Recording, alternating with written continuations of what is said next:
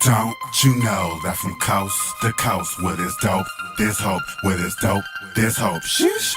Wait, is it lit? Don't. We are back, ladies and gentlemen. Yeah. For another episode of the Herbal Tea Podcast. It's your man, EarthTone. And your man, the real Peasy, blacker than ever. Uh-oh. What's good with you, homie? Man, it's been a pretty crazy week. It's been a crazy week. It's been a crazy week. We made it to March. We did make it to March. We made it through, Black History Month. But fortunately for you, Black History Month is every month because we're making history every day. Exactly. We here with it, man. You know what I'm saying? And we're going to continue to do that. So what's up with this music, man? We got a lot of it. It's been flooding the block, I feel like, since like last summer. I think it has. It hasn't been going to continue to do so. It's continue to do so, yeah. It's a lot going on. Who we got? Let's just get right into it. But wait a minute. It's pretty much maybe a show about the R&B cats. Wait a minute. You know what I'm saying? Let me see who we got. You know what I'm saying? Man, hold up. We might be making history on a whole nother front. I mean, get with it. Is this are we just catering to the vote? Or what happened to the hip hop? It could have been. I don't think there's any hip hop on this show. I think this was totally intentional. I think this was totally like the way we're supposed to go. Is that what happened? Is that what's going on? We definitely got to give love to the R&B. Hey man, it's an R&B special. R&B. They out here. They been holding it down. They are holding it down. You know what I'm saying? And we gonna show them some love. We ain't biased with it. We're not. You know what I'm saying? I can't hold a note, but I respect the R&B. I respect it as well. I respect it, man. All of it. I love it. Shall we get into this first man, artist situation? Who we got? I hope we got some fire. We might have some fire. I hope we got, because I feel like we ain't put out no fires in a minute. It's been a minute. So it's cold out here, man. So we got the the Tone YPD ready to come out. Oh shit.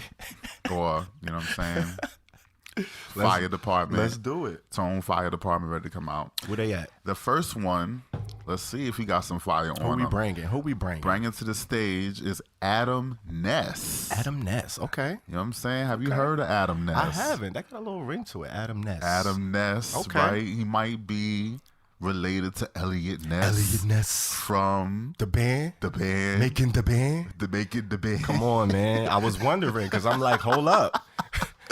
Or, he could have been a real Elliot Ness. Mm-hmm. You know what I'm saying? The real life one, maybe. The official one. The official one that Dr. Dre was talking about. Y'all don't know about it. Anyway. Unstoppable like Elliot Ness. But we got Elliot Ness. He is a Detroit-bred, Chicago-based singer-songwriter. Okay, shout out to the D. Shout out to the D. Shout out to Chi-Town. Known by his fans as Chicago's music bender. Wait, you said Detroit or Chicago? He's born in Detroit, like kind of raised out there, and then he moved to Chicago. So he got both roots. Yeah. Nice. Yeah, he got, from Motown to Chi-Town. Yeah, exactly. You got a whole lot of, right, and we're going to get right into exactly. So the soulful legends, Aretha Franklin, Marvin Gaye, Erykah Badu, those are pretty much that's his, spirit family. That's what it is. Okay. His music career started off with his debut EP, #High Places, followed by tours. He went touring, opening for Layla Hathaway, Justine Skye, and Raphael Sadiq, in addition to No Name. You know about No Name? That sounds so familiar. No Name was the one that had beef with, I think, J. Cole. You know what I'm saying? About a couple of months ago, a couple of moons ago. Yep. Yeah, No Name is the Chicago rapper. You know what I'm saying? She's got a pretty big following out there. And, she went on her tour, Room 25. I think it was, I want to say 2018-ish. And he opened for that tour pretty much every night. He had a like an opening gig. Okay. You know what I'm saying? For a show. So kind of got it buzz up a little bit. And they also performed on The Late Show with Stephen Colbert. So that's a pretty big look. Late night TV. Shit. Performing huge. with her. Yeah, absolutely. So his new project is a 2-part series, Sagittarius. I'm gonna go ahead and go on the limb and say maybe that's his sign. I think you might be right about that. I'm not sure. I'm not sure. Be off base. Yeah, I'm not sure. I don't want to gas it. You know what I'm saying? Sagittarius. Shout out to the fire sign. You already know. All right. And the first part is already out. And I'm gonna presume that the next part is what he's working on right now. Okay. He got a new single, Harlem Nights. Night with a K, silent K. That's you already know what the vibe is. It's a big difference. You know what I'm saying? So he's talking about a boo thing, maybe. I don't know. And but the single dropped January 15th, 2021, which was, right before the MLK holiday. So that's another win right there. Okay. And I like this record. Okay. I like this record. Okay. It's smooth. Like it's all right, we review a lot of music on this show, and you just never know what you're gonna get. Just gonna leave it at that. And so when we listening to artists that we're not necessarily familiar with, but we found them or discovered them or whatever the case may be, it's nice to get a breath of fresh air. Like everything's on. Okay, they fucking singing is good, production's right. Damn, this shit kind of bop a little bit. I'm on a train. Okay. And this shit come on. I'm like, oh. Caught a mood. What's happening? All right, so Adam Ness, shout out to him. He's got a really good vocal tone. What was your grade? What did you give it? Wait, let me get there. You supposed to pop off. That's what we pop off with. Are we supposed to pop off with the grade? It's like you getting all into. You got to explain. You're supposed to explain why. I wanted to give him, but you ain't tell us why. What you give it? All right, so I gave him a 64 loud. Ooh. 64 loud. Sheesh. Okay. And as I'll continue, I gave him that because I really like his tone. I like the control of his voice. He's like, it's effortless to him. Like he has one of those voices where, it's really well developed, full voice, full bodied, and, kind of commands presence on the mic. So that's kind of really what caught me when I heard the record. The production, courtesy of Mike Spitz, who, producer for Roy Kinsey. That's who produced this? Yes. Oh, shit. Yes, it is. That's crazy. It is. Look at that small world. Look at that. It's a small world after all. Right. So, and Mike Spitz, we might be working with him, you know what I'm saying? But we'll leave that for later. But he did produce this record, and my favorite part of the record is not to say nothing about his voice, but I really like how the outro goes into an acoustic guitar situation. Kind of gives me a little Tony Braxton, Spanish guitar, tease. Okay. You know what I'm saying? Okay. Only thing I would say about this song is it's very, it's kind of safe, R&B record. You can't go wrong as long as you sound good, you execute it well. Talking about love, maybe a newfound love, or maybe just somebody you hooking up with or whatever the case may be. But, the lyrics are pretty thoughtful, if not necessarily groundbreaking. But I just, I feel like this is a pretty well executed record. I could have used some harmony a little bit on some of his, on some parts of the hook or whatever the case, or some parts of the verse. But as far as the record is concerned, I really don't have that many complaints on it. Okay. What did you give it? 64 loud. 64 loud, Bump ladies this. and gentlemen. Harlem Nights, Adam Ness. Okay. Adam Ness. Shout out to him. I thought it was a cool joint. I gave it a 35% mid. Ooh. Yeah. I mean, and that's not, that's what I thought it was. It was cool. It definitely reminded me a lot of when you mentioned he went on tour, he opened up for Raphael Sadiq. I was like, damn, I definitely hear that tone. Like you could hear the influence in his voice. Yeah. But it's definitely not as polished. And I don't know, some of the different change ups in the verses like that he went into seemed like they clashed in me a little bit. Like I was grooving and then it kind of seemed like it went somewhere else that didn't feel natural. I don't know. I did enjoy the beat. It was very jazzy. It gave you that whole like Tony, neo soul. It gave you that vibe. He was definitely giving you those feels. And then Harlem Night, you hear the title of it. It's like, okay. But I couldn't really understand a lot of the lyrics. Like just hearing them on my own, trying to decipher them, it was hard to make out a lot of the words because of the way he was singing it. So a lot of the words was kind of melding into each other. And I honestly wouldn't have known what he was talking about if he didn't have the lyrics on the cover on the album cover. On the so I read it and it was like, okay, now I see what he's talking about. And then he kind of get into the whole, it's like a love triangle. He kind of like into some Harlem dude that seemed like he got a chick, But he like, all right, she done gave us space. Let's kind of, let's take this time to get to know each other. And like, it's kind of like, if you read the lyrics, you wouldn't think that that's what he was talking about because it's like a smooth, sultry type joint. But like, he get messy in this joint. And I was like, okay, Adam. Now, I didn't even get that deep into the lyrics. I did notice that they were on the artwork. But now that you said that, I like it even more because scandalous. Yeah, but it is. But I just felt like the execution wasn't quite there. Like, I felt like the vibe he was going for, but I just felt like he had some of the vibe, but he didn't execute it as well as I thought he should have. And then the beat, I did like the beat. But the drums were kind of dated for me. They kind of lagged after a while, and after a while, the beat was kind of like, all right, I don't know. Like I didn't really want to hear it too many more times. Like it didn't really have that replay factor for me.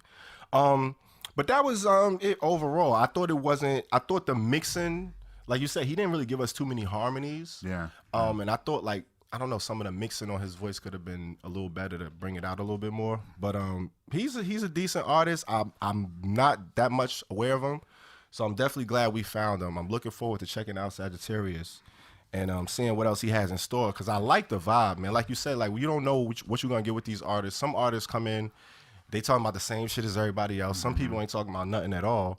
I appreciate an artist that comes in and they have some content. They got a story behind their shit. They got something they want to say. And it sounds like he giving it up.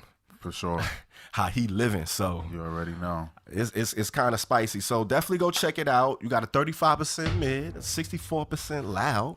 Yeah. You know what I'm saying? And that's Adam Ness, man. Check out his website, IamAdamNess.com. This is where I found out a lot of my information from him. And I love that. It's a pretty, well set up website. So go Shout check out him to him out. for having a website. For real. Shout out Big to ups. him and having your bio there. Yeah, man. And all the information you would ever need. Word up. Everything is literally there. All his press is there. It's really well set up. So for artists coming out and you trying to get a website or you trying to do one, you need some ideas on how to set it up to make your information easy to find. He's a good to go example on how to do that. So IamAdamNess.com. Shout out to him. Hey, man, go check it out and let us know what y'all think. We're going to keep it moving and get right into this familiar face. Zone, you know what I'm saying? R&B. We definitely had her on the show before. What do we review that she was on? Because I know we introduced her because I remember talking about her whole history and all of that. I forgot what song it was. She might have been featured or something like that. She was in the top 50 for sure. That's probably when we talked about her. Okay. In the top 50. Well, we got a top 50 Q plus artist on our hands. Shout out to Sid. No longer the Kid. No longer. You might know her as Sid the Kid, but she just goes by Sid now. You know what I'm saying? Sid. Q plus artist from LA, formerly of the internet. Actually, I think she might. I don't know if they disbanded. They kind of just not really active. I never heard of or seen anything about them, disbanding or anything like Definitely that. a mystery. They haven't been that active, but she's been doing her solo thing for a little minute now. She got her start DJing for I.K.P, believe it or not. So, Wolfgang, Tyler the Creator, all of them. She was with that clique. She was actually kind of responsible for getting them, kicked off. She used to do their promo. She did all of their mixing and all that shit. And she put together a lot of their stuff. So she helped them. She was a part of that movement. And as, a lot of people kind of coined them as like the new Wu-Tang of the West Coast. The West Coast. Yeah. She actually, moved on from I.K.P after a few years, and she started doing her thing with the internet. And shout out to the internet, who also incorporates Steve Lacy, who was one of the band members. Absolutely. And we definitely reviewed some of his work before. Shout out to Steve Lacy. He actually produced her first solo single that came out. She dropped her solo debut in 2017 called Finn. And a single on there, All About Me, that was produced by Steve Lacy. So shout out to Steve Lacy. So her history, with I.K.P and all that, and I think Steve Lacy was also a former I.K.P member. Yeah. So it's like two of them that kind of, they got away from I.K.P and they started doing their thing. They started the internet, which was a band. And one of her biggest things was she really wanted a band because she was kind of self-conscious about being on stage and being the center of attention. That's why she enjoyed being, the DJ for I.K.P.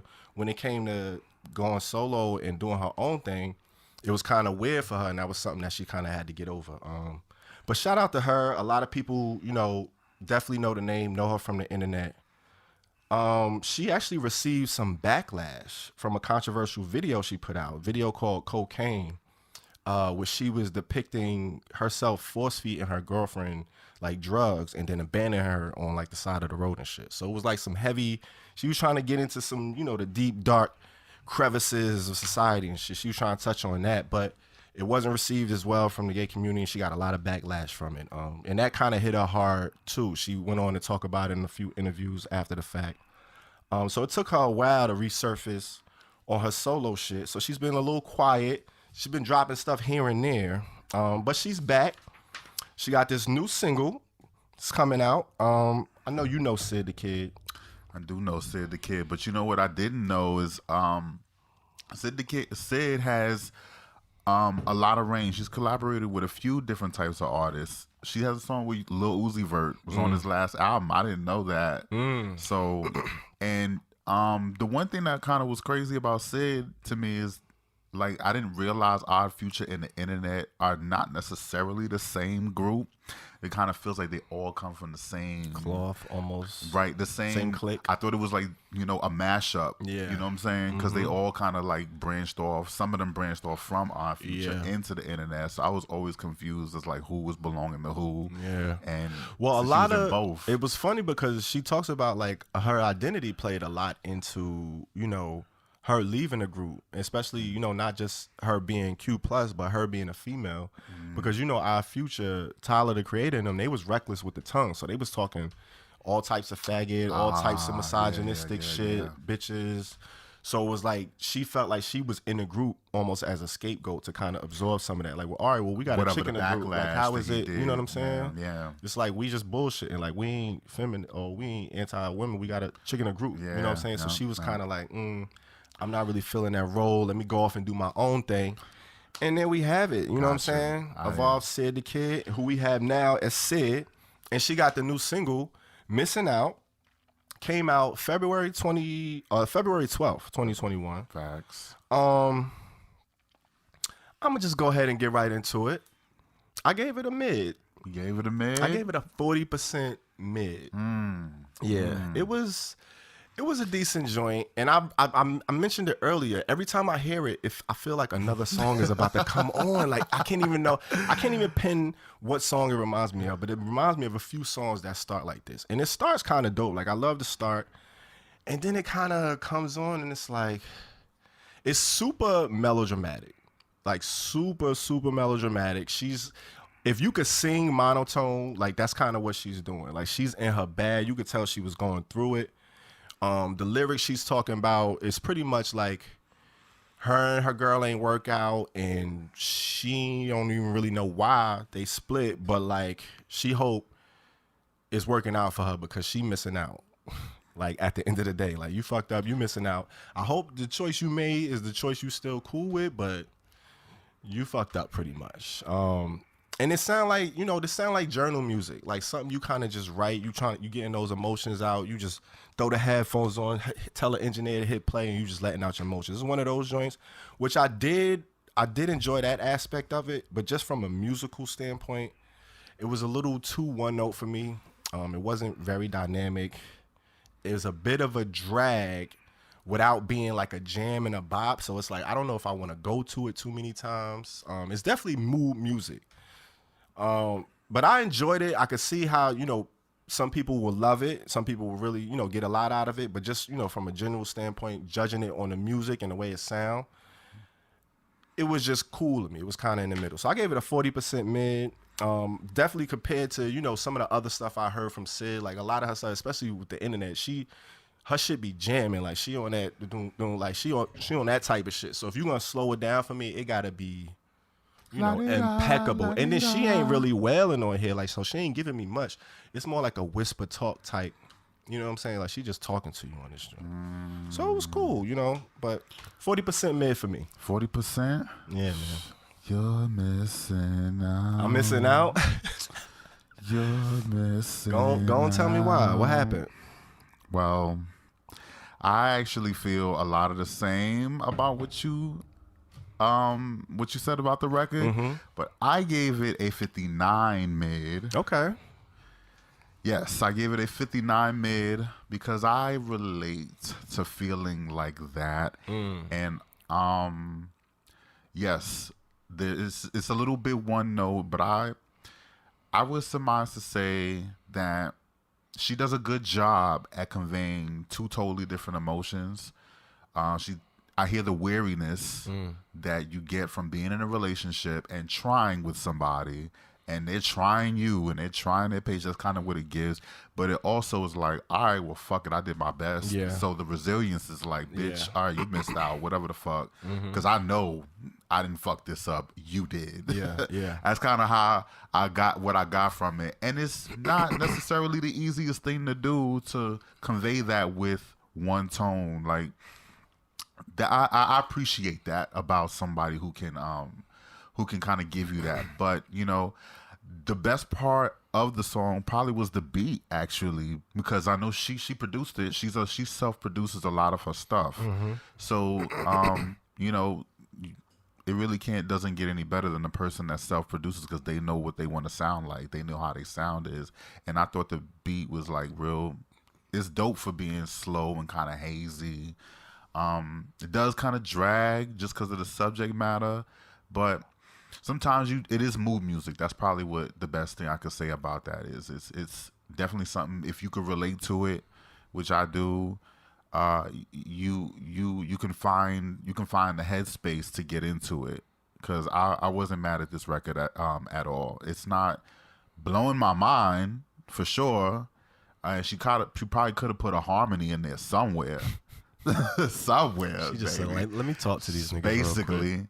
But I know singers that have done that and they've done great work. But of course, you know, I don't want to compare really apples to oranges in some cases. So, you know, for this record, it's not bad, but it ain't all that great. But it ain't bad. Okay. You know what I'm So saying? we got a 40% mid and a 59% mid. Shout out. Not too far off, but still in that mid range. So, Yeah. you know, we kind of agree about where it sit. Where sit. You know, where she You know? need to be. But, hey, what do y'all think? Go check it out.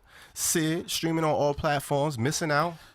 Don't miss out, man. Go check it out. See what's going on. Don't be missing out. You know what I'm saying? We did. So what y'all think? You know what I'm saying? Who we got next, man? Next. On this R&B To this- Thursdays. On this R&B Thursdays. Next to the stage. Let's bring Coco Blac. Coco Blac. You know what I'm saying? Coco Blac. Shout out to Coco Blac. You This can't one, get no blacker than that. Coco Blac?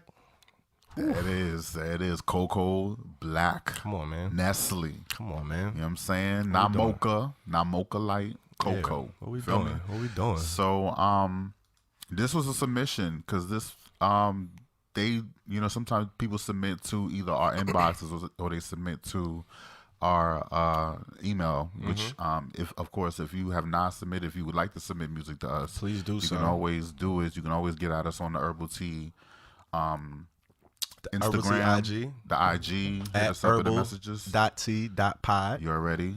Or you can email us herbal.t.pod@gmail. You know what I'm saying? And this person did submit to us.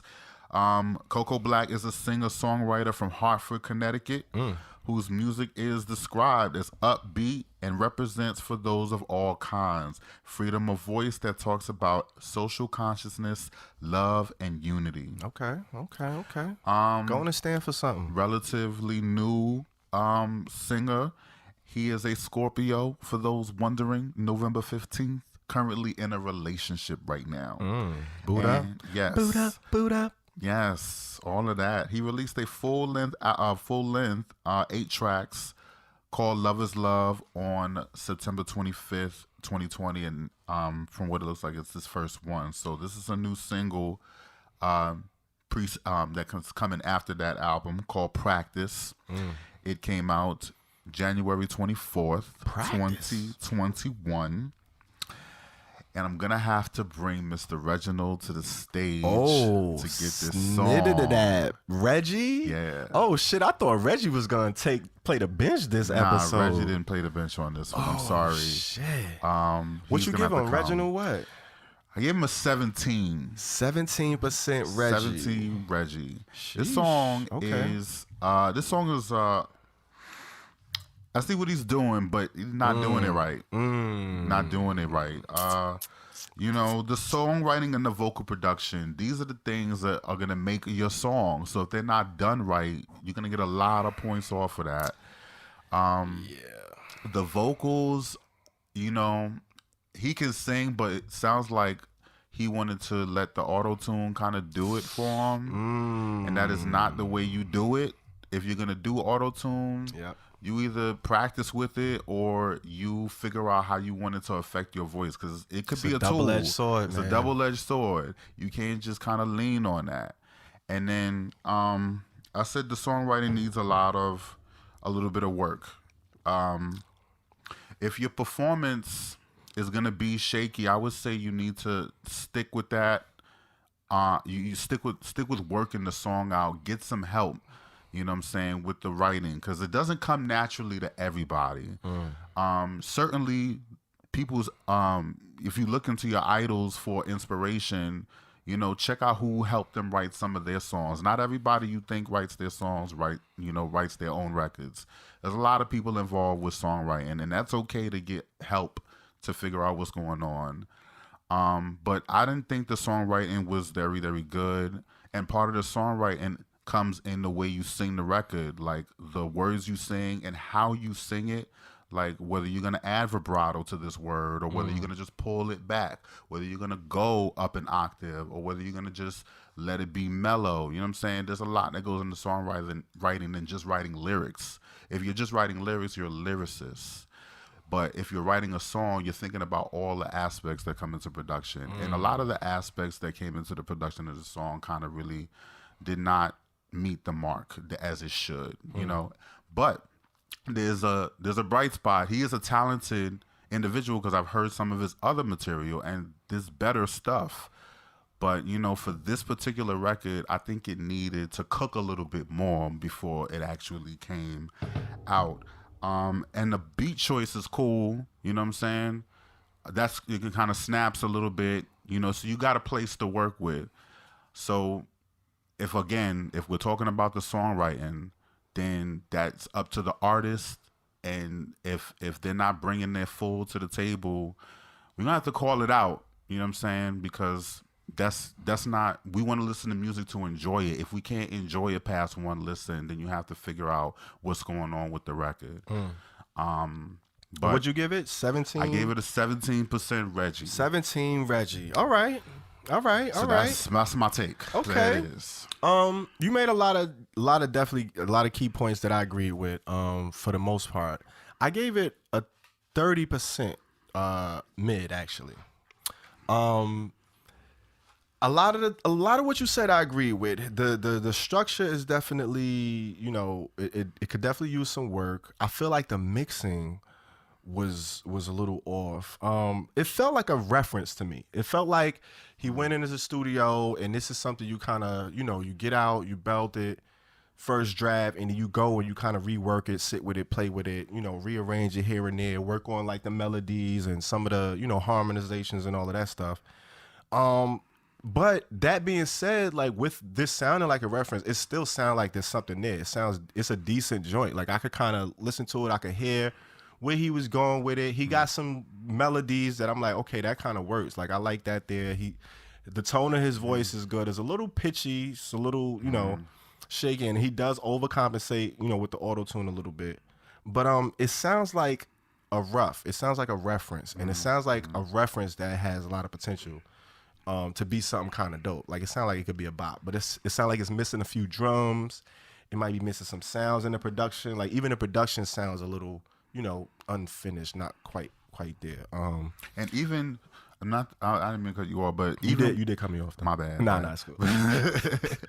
But when you like the part that really, really kind of like messed me up was he called the song Practice, but he only says it in one part of the song. I was gonna say that as well. That's why I was like, it was so many other different phrases that I was like, I still don't catch where the practice was at. Like it didn't really, you know. And that's part of the songwriting. That's part of the songwriting. So you kind of got to work on that. Yeah. So I mean, that was my take pretty much for the most part. You pretty much said it all. 30% mid for me. You whipped out Sir Reginald James, 17%. What do y'all think? Go check it out. Mr. Coco Black, man, streaming on all platforms. Shout out Thank you for your submission. Thanks for hitting me up. Of course, and absolutely. whatnot. We always gonna give it a chance. That's what we're doing out here. This is what it is at the end of the day. Of course, and you're officially a part of the Herbal Tea fam. So sure. you know we got our eye on you. We support want you. to see what's next. Absolutely. You know what I'm saying? Let us look forward know. to what you got next. Yeah, but go check it out. Practice. All streaming platforms. Does it need some practice? You know what I'm saying? Could it use some practice? Do we need some practice? Is our ears there? Are we off? I don't know. Let us know in the comments and get right to it. You know what I'm saying? All right. So it's about that tizzy. You know what I'm saying? We done held down the community. You know how we fuck with the Q plus. do fuck with the community. You know what I'm saying? It's different on this side. You know what I'm saying? But we also fuck with our allies. So we're going to go ahead and bring in the ally of the day. The ally of the day. Who we got? The ally of the day. Hey. It's a surprise. See, that wasn't good right there, but we fuck with it. So we could have worked on that. Come on, man. But we could still do it. Y'all already know what it is. You already know what it is. All right, so we got the one and only. Kelly Rowland, ladies and gentlemen, man. What? Come on, Kelly Rowland? Miss Kelly? Miss Kelly? Or just K, as she going by these days. That's what it seemed like. You know what I'm saying? Let's go on and get into it. You already know. Listen, when we have these allies, especially certain allies of a particular cloth, especially the audience we speaking to, y'all already know what it is. We say the name and you know, like the resume plays in your head. It's like talking about. You already know what it is. You give her flowers while she here. Like, that's it. We talking about greatness. Destiny's Child, Beyonce, Michelle. Who? Latavia. And Latoya. It was like 8 of them. But she was one. She was always the code D. She was always the right hand. She was always next up. And she been around forever. And you know she doing her solo thing right now. And she's also an ally. One of the original members, as I said, of Destiny's Child, released her first solo project, Simply Deep, in 2002. That lets you know, like, Destiny's Child been killing the game for a minute. Like, she went solo in 2002. So, like, Destiny's Child was going, like, what, 4 or 5 years before, you know what I'm saying? Yeah. They had a bunch of change outs. And I think they were still going after her. So, like, once she went solo, they were still popping off doing their thing for a little bit. Yeah. You know what I'm saying? So, they've been out here. She ain't new to this. She would go on to release 2 more solo albums. Pardon me. And now we have her upcoming EP that she just dropped. You know what I'm saying? She's been a long-standing advocate of the Q plus community. A lot of these artists, you know, that we support, you know, wholeheartedly, they recognize us and they show that love back. You know what I'm saying? At the very least, that's what they supposed to do. You know what I'm saying? You look out for your fans, you acknowledge them. These are people that supporting you, buying into you, buying your music, buying your merch, coming to your shows. You got to at least show them love. But then there's also those people who kind of go the extra mile and show even more love. You know what I'm saying? Come to events, show up and support, perform where they don't got to perform. You know what I'm saying? Shout out and put you on a platform when they don't have to do it. And she one of those people that has always been an advocate. In 2013, she performed at the GLAAD Media Awards. And she's also consistently credited her success, especially as a solo artist, to the Q plus community. Because like I said, she realized a bulk of her fans and listeners, I mean, you know how we go over Kelly. I mean, that's just like Beyonce. It's the same type of deal. Without the Q plus LGBTQ space, a lot of these artists wouldn't thrive the way they thrive. You know what I'm saying? So they definitely salute, they show love, and they respect us. You got any words for the queen? Fun fact. I had a feeling. Somewhere, someplace out there in cyberspace, there is a collaboration between another Q plus artist like Sid and Kelly Rowland. It exists. That's crazy. It exists. That's crazy. I'm not even surprised though. It's not out yet, but you know, Sid mentioned it in one of her interviews. Oh shit. So I want to hear how that sounds. Ooh, that's a nice combo right there. Okay. So I just wanted to put that little nugget out there as far as the now you got my spidey senses tingling. Now I'm intrigued. I want to hear what that sounds like. Okay. Well, for now, she gonna hold us over with this K.E.P. Came out February 19th, 2021. 6 songs. You know what I'm saying? 6-piece. 6-piece nugget for you. 20 minutes. Listen, man. Shit is 72% loud. Woo, woo, woo. Whoa, whoa. 72% loud, man. Oh, no. 72% loud. She on that shit. She not playing with y'all. I didn't even know she was putting out new music. You know what I'm saying? She kind of smacked us in the face with a new free P real quick. 6-piece nugget, 72% loud, man. I really enjoyed this project. Putting people on. She opens up. She got the joint Flowers, which we was just talking about. Like, I love...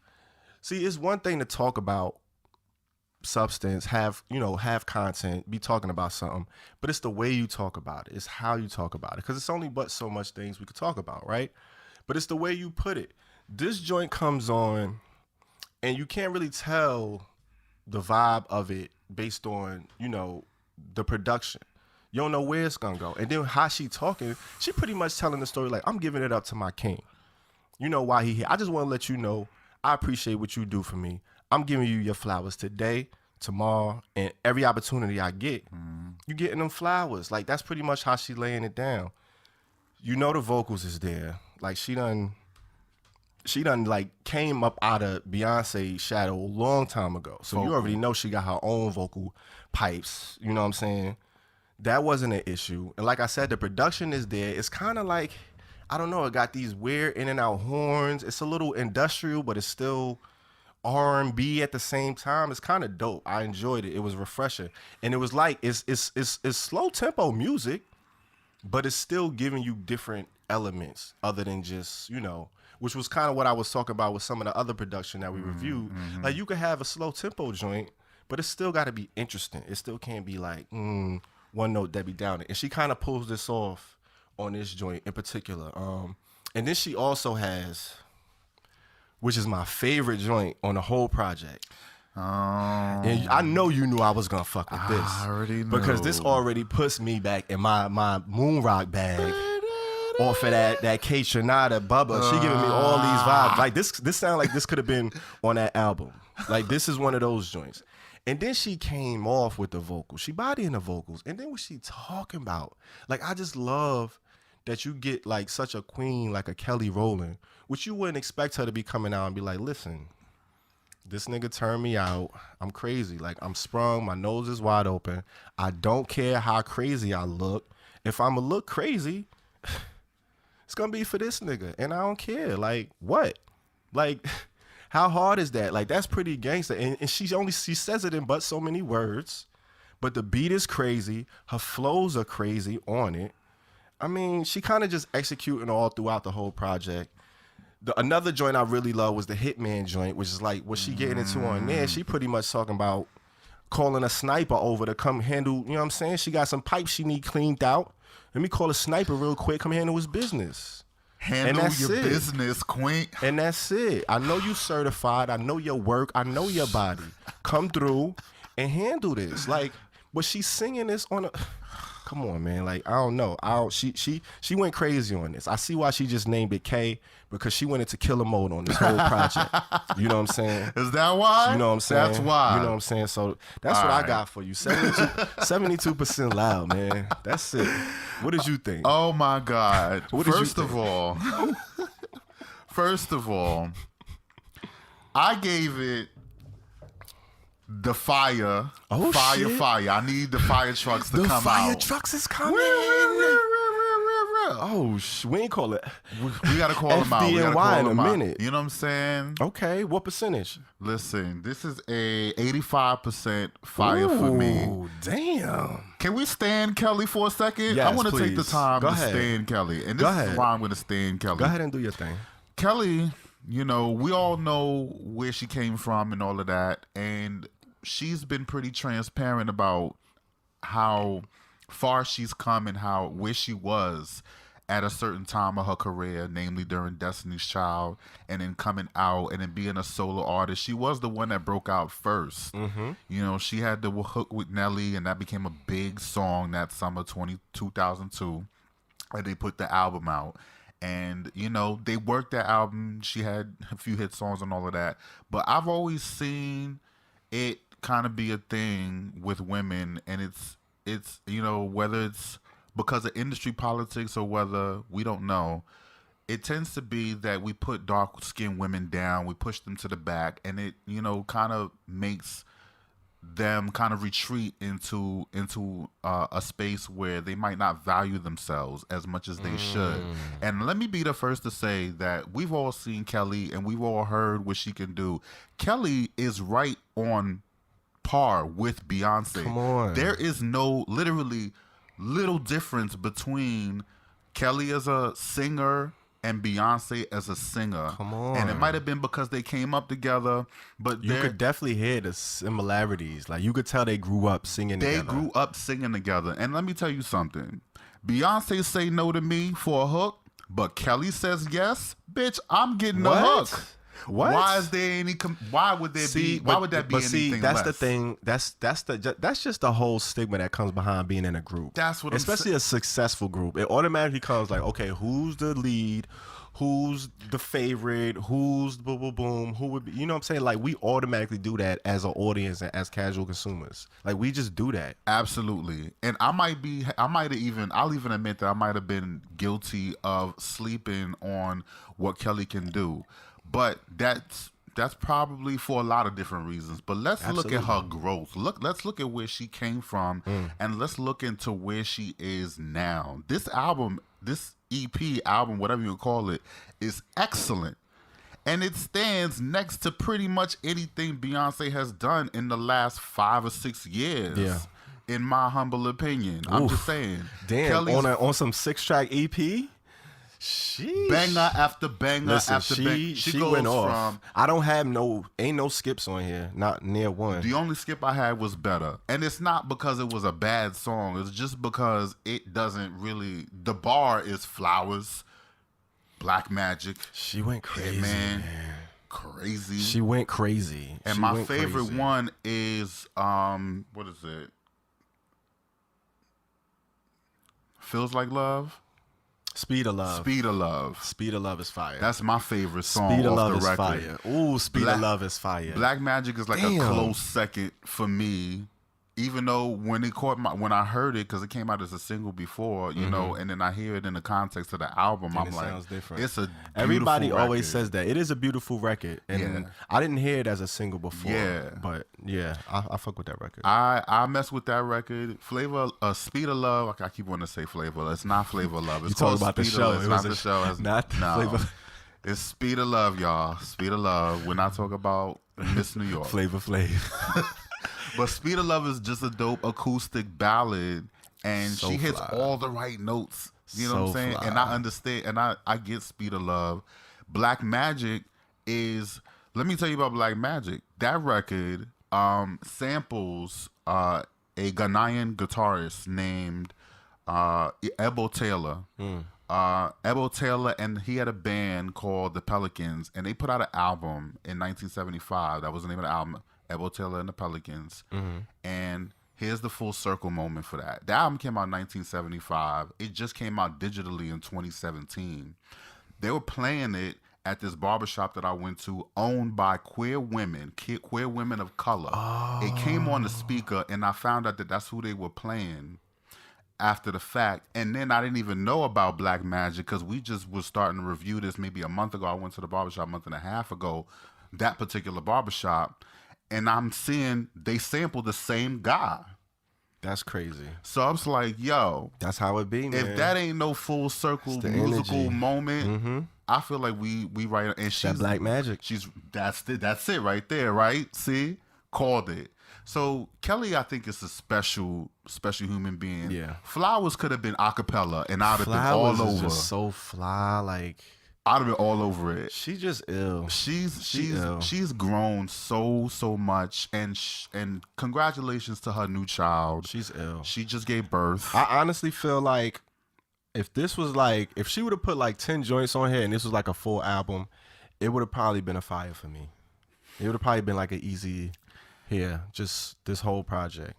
That was kind of my only gripe. Like, I wanted a few more joints. wanted Like, more? I could have I used want- some more joints. I Like, definitely would have to say but that I feel too. like this was a good appetizer. Like, I feel like she went crazy, but she ain't go crazy. All the way Like, I in. feel like she still got another few levels of crazy that she could get. She just showing you, like, look, get ready because, bruh, it's K. It's K. Hello, It's K. That's what we doing. It's K. Yo, this album is truly it's Black excellence to me. Her voice has grown like tremendously. Yeah, she's flawless and, on it. It's and, effortless. And I love it. And everything hitting right. The production is right. She kind of and check out the videos. She's got 3 of them out already. She got video for Flowers, video for Black Magic, and a video for Hitman. And they all celebrate blackness in their own beautiful way. It's fucking fire. Like, listen. I can go on and came on. out during Black History Month, all of that. During She Black hit it out the History park. Month, Hey. her birthday was in February, so happy 40th. Listen, to her. he gonna stand for like 2 more hours. Rowland, fire. let us know what y'all think. You got a fire in the loud. That already ought to tell you. You know what I'm saying? Where it's sitting at on the speedometer and all of that. You know what I'm saying? Gotta raise these women up. We gotta fucking congratulate, give them their flowers, man. Damn. Go check it out. 6-track EP, K, streaming on all platforms. Let us know what y'all think, man. It's the ally of the day, Rowland. It's your boys, Herbal Tea Podcast. Hey. You know what I'm saying? Mm-hmm. Let's go and take it to the motherfucking streets. See what's going on. So it's popping in the neighborhoods and all that. Man. What's going on out here? You already know we in these streets. I'm your street correspondent, the real Peasy. Of course. You know what I'm saying? I'm going to start with the needle drop. You know what I'm saying? We're going to highlight some records that has come from the community. That, you know, we otherwise don't have time to talk about during the main segment. But we're going to give them their props here. I love this segment, by the way. No doubt. Yeah. No doubt. No, I thought you might. Yeah. You know what I'm saying? Need a drop. I love this Here segment. we go. So shout out to Rico Casadon. Hey. He just released a new single. Hola. Okay. You know what I'm saying? Hola. Yeah, I'm Shan. Okay. It came out February 26th. You know what I'm saying? Just in time for the end of Black History Month. Nice, He came through and nice. represented nicely. So go Gotta ahead do and that. check that out. It's all over streaming services, streaming platforms. You already know. Okay. Yeah, man, back. Who? K Trizatti. He is? He is back. Where he at? He here. Oh, he here. He here with Caution. Okay. Caution. Let Got a him new know. song. You already know what it is. Oh, and fun fact, 3-time Grammy nominated. Oh, man. So For Bubba? For well, him in general, Bubba was one of the nominations for Best Dance Electronic Album. And he also has a Best New Artist nominee. Okay. Nomination, and he has another one. So shout out to him. Watch the Grammys. Damn, he out here. I think the 14th, March 14th. Yeah, they keep on. pushing it back. They kept pushing it back. It's Yeah, the they 14th? It's the 14th That's- of that's coming March. up. This Next week. Yeah, next week. So Okay. shout out to him. He got a new record, Caution, and you know what I'm saying? He out here. Dope. He is out here. Chloe and Halle, they out. You know what I'm saying? They're still working their project. What they from doing? What they last year. Ungodly Hour, the single, the song from the album, has a video now. Okay. It's pretty wavy. Go check that out. I just peeped it. And on top of that, they have a new single as well called 80/20. So, you know what I'm saying? Shout out to them Chloe and allies that we reviewed. I think we reviewed them maybe a couple, maybe a month ago. Yeah. They had Yeah, I the think Do it It was- remix. That was like the end of last season, wasn't it? Nah, That was this. That was this season. That was Damn, this my season. times is blurred. I don't know what's going on. Yeah, definitely. They had the remix with Doja Cat and Mulatto and all the City I Girls. just watched their Tiny Desk performance. Oh, word. The NPR joint. See, yeah. they killing They're it. different now. Everybody, you know, because they're virtual, so everybody doing their own little setup thing. But you know, they dope. Shout out to them. And we got another Q Plus alum on the show, Saucy Santana. Okay, what are you doing? Just dropped the video for It's the Vibe. It's the the vibe. It's the vibe. I still don't like that song, but okay, the video's out and it features Light Skin Keisha and Dream Doll. And Dream Doll, yep. So it was Okay, definitely I a gotta check vibe the video. I ain't video. know it was out. Little house party situation. You already know. Was it a vibe? It was a vibe. Okay, It was a okay. vibe. Okay. It didn't make me vibe out to the song that much more, but still don't at love the the same song, time, but it was a no, vibe. It's Okay. still a vibe. All right. man. You could be a vibe if you want to. That's fair. All right. So lately, you know, there's been some polls going on. We've seen a 60% increase in people openly identifying as LGBTQ plus. Interesting. So 60%? 60% increase between the years 2012 and 2020. Okay. So we're up. It's now 18 million people in the United States that openly identify on the spectrum, which is more than ever been. So I would have to I would just have to say to that we in definitely different times, and I'm really, really happy to see that, because, of course, we talk about this all the time. We just remember a time where it just was not that way, where it wasn't safe to come out and openly admit. It was a different temperature. It was just a different temperature, and we were open for the past, I've been open since 2008. So starting to do music and doing that, you already know it was a certain vibe, and you always had to move a certain way. Even though you was open, you just had to expect rejection and disappointment at a certain level. Yeah. But it's good to see now that, it's kind of come around. But, one of the consequences of that is sometimes we might recoil and still, like, as free as everybody is, we might still feel a little bit of anxiety or apprehension towards it, because we're just so used to not being able to do that. Especially when you came up during those times. It's kind of different for the people who came up outside of that. They never even really experienced it. You might have heard of it. Somebody close to it. But to go through it is a little different. So I'm definitely glad it's going in the right direction. It's definitely got a long way to go. But as a sign of that time, it's crazy, because my corporate job actually just started an affinity group, like an LGBTQ affinity group. Nice. They started a Black affinity group and a LGBTQ affinity group this year. And I don't know how I feel about it. I'm a little reluctant to join either of them. Just cause, you know what I'm saying? Like I'm old school with it on some corporate. Yeah. I come do my job. They don't know too much about my personal business. I like to keep it separate.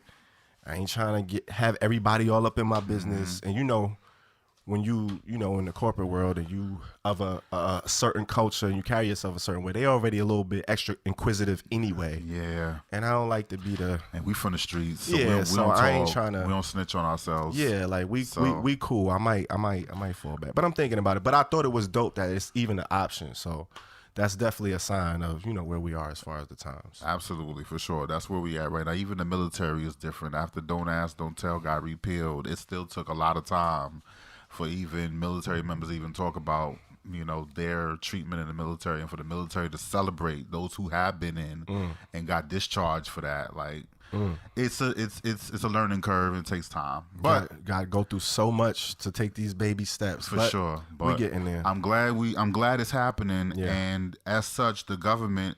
Your government is trying to pass the Equality Act, which basically opens up protections that are already under the Civil Rights Act to LGBTQ individuals. The House just passed it. So now it moves to the Senate, and so the Senate has to approve it, and it's going to be a little bit of back and forth. But when the Senate approves it, or if and when, then the president signs off on it, and it becomes law. Okay. So we on our way. The House, which is pretty much majority Democratic right now. They started the bill. And they all approved, majority approved it. So that's how that go. Next up, first gay Black candidate. In addition, running for U.S. Senator, he just threw his hat in the ring for the state of Pennsylvania. This is Malcolm Kenyatta. He'll be throwing his hat in the 2022 election. Come on, Malcolm Kenyatta. To go ahead and take that #1 spot in the Senate, which is occupied right now by Pat Toomey. And he announced that he will not be running for another term. So that leaves the seat open, and your man, straight out of North Philly. Hey. You know what I'm saying? His spot to take that spot. Right now, he is in the state House of Representatives for Pennsylvania for the 181st district, which I presume that's North Philadelphia. And he is the first openly gay and one of the younger members to hold that spot right now. This is a Temple University and Drexel University graduate. He's an alumnus of those two, which are two of the top colleges in Pennsylvania. Both of them are in Philly. I know both right of them in the heart of city. Pretty much. I think Temple U is in North, like just below North Philly, and Drexel U, I think, is in West Philly. So he graduated from both, and those are pretty. I think one of them's Ivy League, if I'm not mistaken. I didn't get too deep into that, but shout out. This is your man's credentials right here. And on top of that, he is the grandson of civil rights leader and human rights advocate Muhammad Kenyatta. So get into that knowledge. And I want to wish the young brother so much love and wish him the best in his campaign to get that Senate, because the more of us that are in there representing, you know what I'm saying, the better, of course, the better it's going to be, the better the representation. We got Richie Torres in there right now, Mondale Jones. They are the first two openly gay black members of Congress right now, representing both out of the state of New York. So, you know, it definitely would be dope to see, you know, a third representing in the other legislative chamber, which is the Senate, and, you know, helping and moving and shaking, because, you know, maybe they could start a committee for just simply LGBT or black LGBT. You never know what could happen. It's only the start. Yeah, man. I'm putting in my hopes and dreams. But that's the thing. It opens up doors. It opens up so much doors and platforms and opportunities. So you already know. Let's see. We got some talks going on for Pride. I don't know what your plans for Pride are this year. I have no plans for Pride. Neither do I. I'm making no summer plans whatsoever. Same here. We'll see what happens. Yeah. We know it's pretty much going to be almost all virtual, but they are considering, they are leaving a little bit of room for maybe some in-person Pride events due to the fact that we have 3 vaccines now that have been approved, and, you know, inching our way towards everybody getting these vaccines and herd immunity and all that good shit. I feel like we're going to bounce back in the summer. I feel like the summer's going to be the magic hour. Shit, summer's going to bounce. It's probably going to be around my birthday, too. Like, I mean, you know what I'm saying? Your birthday is a pretty good time in the summertime. I think that's going to be the magic hour. It's going to be like, all right, y'all, we got this shit under wraps. Let's get back to it. You know what I'm saying? I'm ready for us to get back into it anyway. Because I ain't with these virtual performances. I'm sorry. Man. I'm just not with it. We might have to do one just for the era. I gotta do one or two. I mean, depending on who it's for, I get one off. But you know what I'm saying? I'm just letting you know I ain't with it. If it's a bag attached, you gonna still. Listen, we talking about business now. All right. You know what I'm saying? I do what I gotta do. Saying? Business is business. But I'm still not with it. That's all I'm saying. But I could put my personal feelings aside. Of course. For the community. I'm a professional. And for the bag. You already know. We already know what man. it is. Shout out. But, you know, we'll see what happens. I'm definitely going to try to do something this summer. I'll be damned if I'm stuck in somebody's house. There's going to be some house parties. I feel like we're going to be able to, man, listen. We're going to do something. We'll see. We turned up last summer and we wasn't even supposed to. Exactly. So this summer, guess what? Listen, we can look forward to that. Shout out. We have a situation where Netflix is greenlighting another documentary by none other than famed civil rights activist Bayard Rustin. If you don't know who Bayard Rustin is, you might want to go do a little bit of research, because we've been talking about him, and I'm sure you've heard his name come up recently as kind of one of those who was overlooked, or, you know, not necessarily had the opportunity to have his story told so much because of the fact that he was openly gay. And, you know, during the era where he was pretty much doing his thing, it was pretty much illegal. But, you know, his story has been coming out, and this is why I'm really glad to see this. His story has slowly been we've been educated towards him over time, and seeing his story come to light, that's always a good thing, to kind of see those overlooked by history, or those kind of like doomed to like be erased from the past because of whatever reason. Yeah. It's good to see their stories be resurfaced like that. And you know, Netflix is backing it. They're gonna have it on their platform. The documentary is slated to be called Rustin, and it will be produced by none other than your favorite president team, the Obamas. Oh shit! Look at that. They are behind it with their production company, Higher Ground. That's what's up. And you know, I was really happy to see that. You know, I love when people take their influence and use it for like good, because they The got a greater lot of power. Like, just think about them. Yeah. Just touch a button, they could just here They could end your career. and you out of here. Like, yeah, they could end your shit, or they could send you to the or moon. they could send you to the moon. Like- you know what I'm saying? So I love when they choose to do like You know what I'm good shit with saying? that. That's dope. Jay-Z ain't have Obama on the text for no reason. Come on now. You already know. This documentary is gonna be directed by the same director who directed the excellent Ma Rainey's Black Bottom, and that's George C. Wolfe. You know, I gotta see that. Did you see it? I've seen the beginning of it, but I have not seen the whole thing yet. I'm gonna watch that this week. All I know is Viola Davis. I love her. I love her. Listen, period. That's it. That's end of story. Yeah. And we're moving on. The Alliance. I heard the Alliance is up to things. Come on, man. You know what I'm saying? We like cicadas, like every 4 years. You know what I'm saying? Instead of 7, every 4 or 5 years, you know what I'm saying? We come back around, we get it buzzing. We get it buzzing. You know what I'm saying? You know what I'm saying? So the Alliance has been working on, some things. We got a lot of things in the works, but we're definitely working on new music.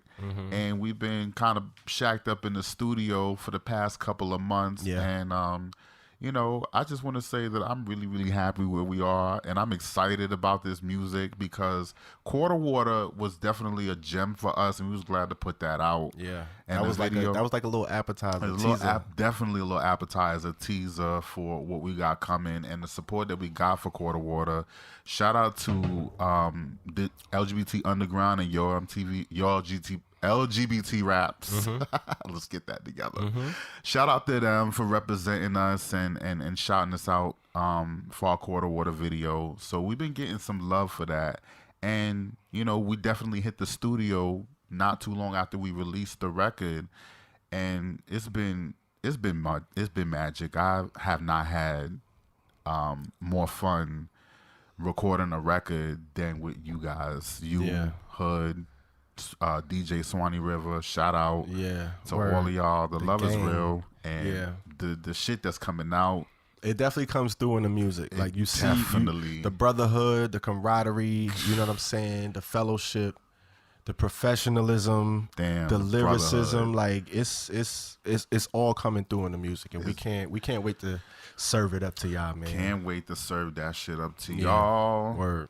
You know what I'm saying? It's gonna be a game changer. It's gonna be a game changer. I hate when motherfuckers say that, but it really is. Like, ain't no other Q plus group in the game right now, let alone as nice as we is. So I'm gonna just leave that there. That's it. Anybody want to dispute it, you got a rebuttal, feel free. But Floor's I open. said it and I stand by it. And I stand by And it. I wrote a song about it. Like, here it go. Here it go. We got a couple songs about it. And I also, speaking of the Alliance, one of the members of the Alliance might be dropping an EP. Not even might. I'm plugging it. Shit. My EP is coming out March 12th. Okay. It is called Normalize. We're going to normalize it. Normalize, as in normalize all this greatness that's sitting here before you. We're not waiting necessarily. Like, this is regular. We're not sitting waiting for no flowers. We're going to get those flowers. You know what I'm saying? We giving them to each other. We giving them to the people that we believe are great, and we giving them to ourselves. Listen, if Kelly giving them out, then y'all need to give them out. Stop playing. Exactly. Stop playing. That's where we man. at with it right now, and we need to normalize this new energy that we've been seeing in the past, especially year or so, of this awakening. Absolutely. To, the greatness that is blackness and queerness. You know what I'm saying? The fact that a lot more are identifying as LGBT more than ever before, that's not a coincidence. Consequence is no coincidence. So this is where we at. Come on, Lauren. And this is the normalization process. This is how it's supposed to go. So that's what Normalize is all about. It's an EP. I'm putting it out, and it's part of my next album, which is coming out on my birthday, April 1st. The album is called 1111. 1111. Just kind of plug that, but Normalize will be out before that. Man, you know what I'm saying? You got a little light work, and I want y'all to get ready for the album. So that's why the EP is coming out first. Yeah. So get ready. March 12th. and we're gonna get into that. And I'll be plugging y'all a little bit more on my social media sooner than later. And that is what's going on. I see what you did there. You had radicalized, and now you got normalized. You see what I'm doing? You're not slick. I see what I'm doing? Okay. I'm glad you caught it. Okay. Thank you. See, y'all gotta go back. You gotta do your homework. You gotta do, because if you don't, you're gonna be lost. So go back. Holla at radicalize. Get that radicalized. And once you radicalize, then you're going to have to you got to balance it out. You got to normalize. You gotta come, you know what I'm saying? You know what come I'm back saying? to earth real quick. Come on, man. This is what we doing out here. Come on, man. Come on, man. All right. Come on, man. Come on, man. All right. On, then while you're doing both of those things, you definitely want to continue on that, radicalization and normalization by staying on the highest note. Of course. So you want to continue that just by maintain that. And we just gave you a little bit of a drop to show you how that's done. That's what we're doing out here. Yeah. And that's what's going on in these streets. Okay. Pass the torch. Damn. It's a lot going on. It's a lot. It's spicy a out little here. bit. It's heating up. I like it. It's heating up. Listen, before the summer comes the spring. You know what I'm saying? For sure. We just had some snowstorms. For sure we did. We just had a fire earlier. We had you know what I'm saying? The fire? Yeah, who you gave a fire? Yeah, for you know sure. What I'm saying? The heat is coming out. The streets is on fire. I feel like it's starting to warm up. Like, I'm getting excited, man. I'm ready for it. I'm definitely excited. You know what I'm saying? We definitely got some heat for the summer. I'm just let y'all know. Don't do nothing in July. That's all I'm gonna say. Don't do nothing. That's it. Just don't plan nothing for July. Cancel all your plans. Yeah, don't plan nothing. July 4th, enjoy your fireworks, all that, but like don't plan nothing for July. Don't plan nothing. That's it. That's all I'm gonna say. That's it. But yeah, man, that's what's going on in the streets. Listen, man, with all this fire, you know what we gotta do. You know what we gotta do. we gotta light the other fire. We gotta light. We got to take these kids to the smoking session. It's time for another smoking session in the smoking section. Come on, let's do it, man. Like, why not? Why wouldn't we do it? You know what I'm saying? I'm going to go ahead and light up this hemp jitter to the joint. You know what I'm saying? Sponsored by Hemp Flower. You already know what it is. Listen, at checkout, go to Mr. Hemp Flower, right? This is what you're going to do. You know what I'm saying? You're going to go to Mr. Hemp Flower, go to the website, fill your bag up. You know what I'm saying? Because you got to treat yourself. Fill your bag up. But then this is what you're going to do at the checkout. Throw in my promo code, and they're going to lace you, man. And it will be the gift that keeps on giving. You're going to get the discount, man. You ain't going to pay full price, man. EarthTone at checkout, promo code. I didn't pay Mr. full price. Flower, man. Come on, man. I'm not lying. Like, we not lying out here. We not lying. That's what we're going to do. But look, this is what we're going to get into today. What we getting into? Is the grass always greener? I hope so. That's the question of the day. And with that question in mind, there's actually this documentary out. It came out in 2019, actually. I just got hip to it. It's on Netflix. It's called The Grass is Greener. That's the title of it. Now, it's produced and commentated and directed by Fab Five Freddy. Fab Five Freddy. Fab Five Freddy, who is anybody who's a fan of hip hop knows Fab Five Freddy, but for those who don't, the plug. That's who Fab Five Freddy is. He was one of the earliest. Remember how they used to have all of like the gatekeepers, curators, and all that shit? He was like one of the earlier gatekeepers, curators. Like he had Yo MTV Raps, which was like he kind of started that, got that cracking off. And then if you see all of the hip hop documentaries, any hip hop documentary he's in, like he was just one of those dudes. He was like the hostess with the mostest. He was the plug. He was plugged in with the artists like Basquiat and them. He knew all of the niggas from the South Bronx. Like he was around the early happenings of hip hop. Yeah. So he produced this documentary that's about marijuana, but it's not just about, you know, smoking weed, trees, and all that shit. He delves into the different aspects of it, the different repercussions, the different, you know, political impacts. It gets deep with the shit. They kind of explore the connection between the hip hop culture and cannabis, and as well as jazz culture and cannabis. And when you're looking at it, it's like the parallels are eerily similar. Like They look at hip hop today, you know, rappers just smoke weed. They dumb down rappers. You know, we got a stigma. They look down on you. People don't even want to be called rappers anymore. They want to be, I rap, but I'm more than a rapper. I'm not a rapper, yada, yada, yada. And they associate, you know, trees with us. And then that's kind of what they did with the jazz artists. The jazz artists, they used to love to smoke. Like Louis Armstrong, he was one of the biggest smokers, which is crazy. Like Dizzy Gillespie, all of them dudes, they was back there making this crazy music. And it was said, like, they looked at weed, you know, they always say, like, weed has creative, you know, benefits. And if you smoke weed, you get more creative. It opens you up to your different, you know, different parts of your brain and all that stuff. These jazz artists, you know, with jazz was very on the fly, very freestyle, very, you know, in the moment, very, you got to be with it. Yeah.